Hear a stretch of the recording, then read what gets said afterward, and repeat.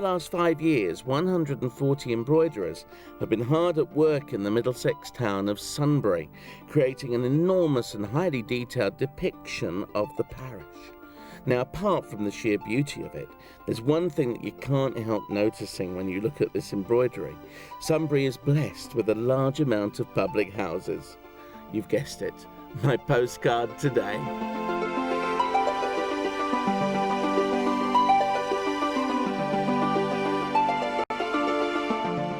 There seems to be a lot of pubs as you drive through Sunbury. Most villages do tend to have lots and lots of pubs, but there are a number here, aren't there? There are indeed, and some of them are quite historic. Our oldest recorded pub is the Three Fishes, which we have records of that name back to 1660, which is very old for public houses. But we also have the Flower Pot, which was first recorded in about 1714, and the Magpie of rather a similar date.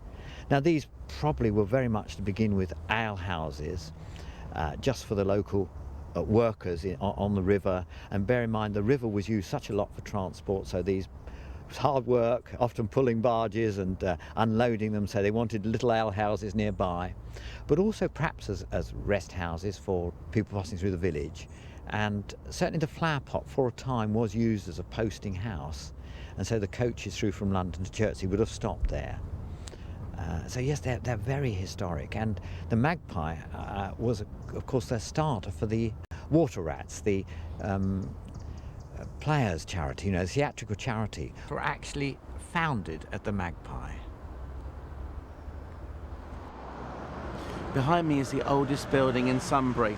Loads of things have gone on in there over the centuries. It used to have in the back a billeting room, which all innkeepers had to have when there was civil unrest. It could house soldiers. The village fire engine was also in there. Of course, you had the obligatory stables at the back, which you would have as a hostelry, looking after the needs of all the travellers passing through this Middlesex village.